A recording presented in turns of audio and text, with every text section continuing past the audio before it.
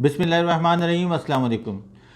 मैं हूं Athar Mateen news desk के साथ, और आपसे रिक्वेस्ट है जनाब कि सबसे पहले तो हमारे इस चैनल कराची डायरीज़ को सब्सक्राइब कर लीजिए ताकि हम और आप जुड़े रह सकें।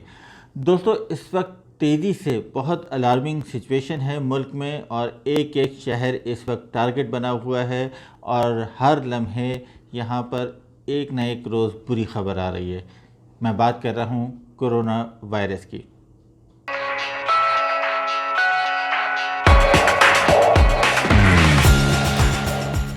दोस्तों, इस वक्त delta variant, Indian variant, Brazilian variant, ये और डेल्टा प्लस, ये सारे जो वायरस की नई इक़साम है जो इसने नई शक्ल इख्तियार कर ली है, इनका सबसे तेज़ी से जो अटैक है वो इस वक्त कराची पर है। कराची इस वक्त इनके निशाने पर है। कराची में जो केसेस हैं वो ऑन द राइज हैं। कल ही हमने ये देखा था कि बुध को जो रिपोर्ट आई थी वो 30% जो है वो पॉजिटिविटी इन्फेक्टिविटी रेट आ चुका है। ये बहुत अलार्मिंग सिचुएशन है, और इस वक्त गवर्नमेंट जो है वो मेजर्स ले रही है तेज़ी से।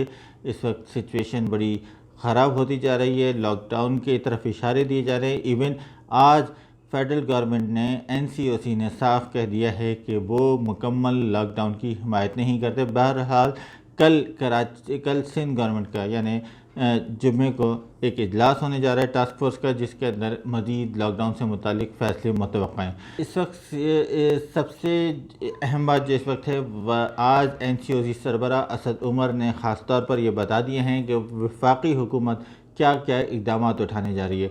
एक नज़र हम भी डाल लेते हैं।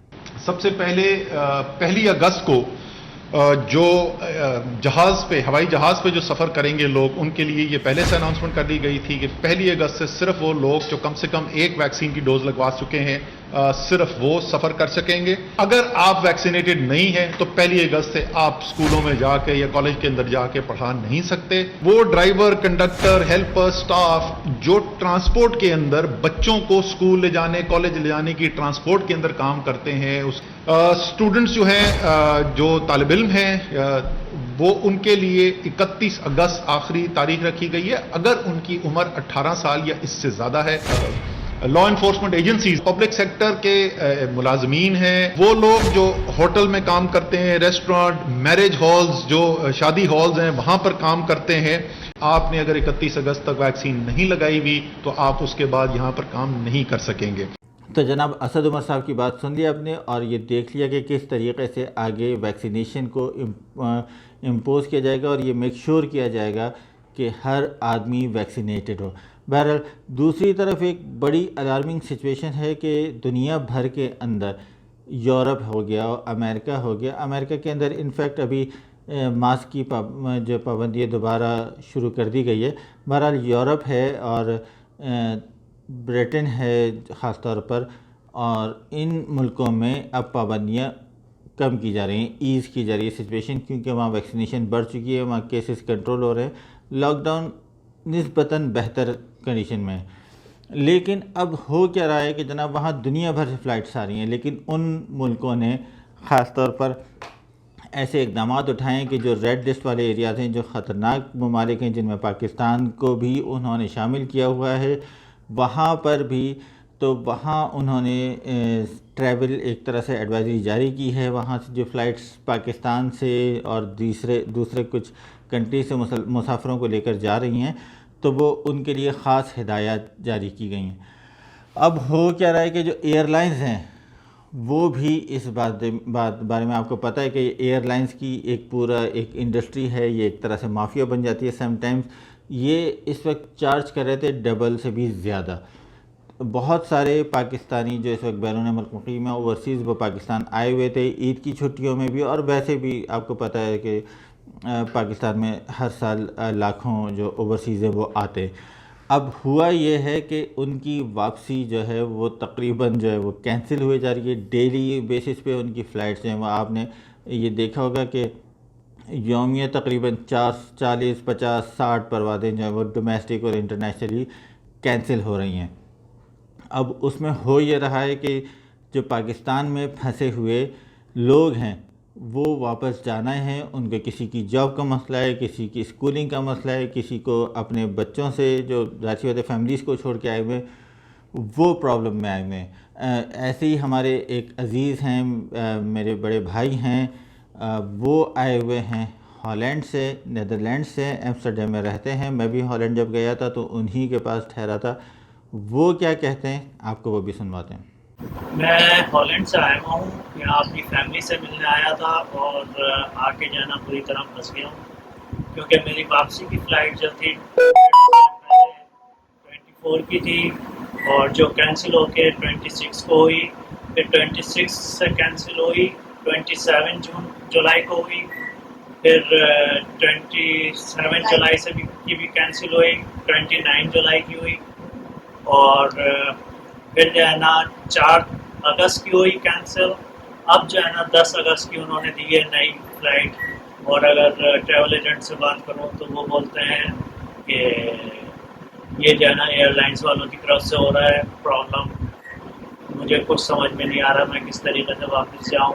वहाँ पे मेरा एक हैंडीकैप बेटा है जो हॉस्टल में है, उसके जो है ना 2 हफ्ते के लिए हॉस्टल में रखवा के आए थे और जिसकी वजह से काफ़ी प्रॉब्लम हो रही है, वो भी बहुत याद कर रहा है। तो जनाब आपने ये उनकी बात भी सुन ली है। इस वक्त सिचुएशन ये हो चुकी है कि एयरलाइंस ने बुनियादी तौर पर जो हमने मालूमात ली हैं उसके मुताबिक एयरलाइंस ने पैसेंजर्स को 100% फ़्लाइट्स के हिसाब से बुक किया। और अब क्योंकि उनकी डेस्टिनेशन पहला जो कनेक्टिंग स्टेशन होता है वो है दुबई, और यूएई ने सख्ती से इस वक्त पाबंदी लगा रखी है कि जनाब पाकिस्तान से आने वाले हैं तो जनाब ये पाबंदियाँ होंगी आपके साथ। और इसी तरीके से यूरोप के अंदर भी ये पाबंदियाँ हैं। और सिविल एविएशन ने भी ये पाकिस्तान की जो सिविल एविएशन अथॉरिटी है उन्होंने ये पाबंद किया हुआ है इंटरनेशनल फ़्लाइट्स को भी और डोमेस्टिक को भी कि आप लोग 50% पैसेंजर्स पर ऑपरेट करेंगे। लेकिन हो यह रहा है कि ये 100% पैसेंजर्स को बुक कर लेते हैं और बाद में डिले करके कैंसिल करके 50% को ले जाते हैं, फिर बाद में 50% को ले जाते हैं। इससे जो पैसेंजर्स हैं वो सफ़र कर रहे हैं बुरी तरीके से। और ये एक तरह से कैंसिलेशन का और फ़्लाइट पोस्टपोनमेंट का जो भी है उसकी एक रीज़न ये भी है कि यूरोप जो है वो यूरोप 8 अगस्त और दुबई यूएई हुकूमत जो है वो 5 अगस्त को अपनी ट्रैवल पॉलिसी जो है एयर ट्रैवल की ख़ास तौर पर उसको रिव्यू करेंगे। तो एयरलाइंस ख़ास तौर पर उसका वेट कर रही हैं कि उसके बाद सिचुएशन देखकर ये मज़ीद फ़ैसला करेंगे किस तरीके से पैसेंजर्स को लेके जाना है। बहरहाल दुआ है कि ये सिचुएशन थोड़ी सी बेहतर हो और जो पाकिस्तान में रहने वाले हैं वो अपने घरों को वापस जा सकें, अपने अपने मुल्कों में जाएं ताकि वहाँ पर जाके उनकी जो भी मामूलात हैं उससे वो जुड़ सकें। इस वक्त आपको याद होगा कि गुज़िश्ता दिनों सिविल एविएशन अथॉरिटी ने ख़ास तौर पर ये एयरलाइंस को कहा था कि अगर आपने ऐसा कुछ किया है जो आपने बुकिंग कर ली है और आप इस तरीक़े से कैंसिल करते हैं पाकिस्तानियों की जो फ़्लाइट्स हैं, तो फिर ये आपकी ज़िम्मेदारी है कि आप जनाब उनको रिफ़ंड करेंगे।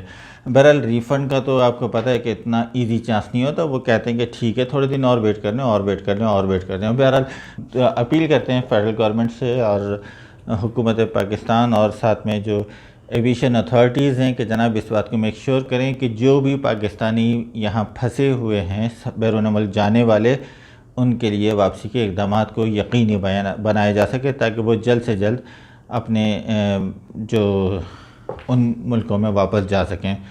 बहरहाल दूसरे नंबर पर जनाब आपने ये देखा होगा कि सिंध गवर्नमेंट ने ख़ास तौर पर जब से ये सिम वाली एक बात आई थी तो उसके बाद हमने इस बारे में वीडियो भी की थी कि क्या क्या हो सकता है सिम बंद होने के बाद। वो आप ज़रूर देखिएगा, उसका लिंक भी हम नीचे डिस्क्रिप्शन में शेयर कर देते हैं।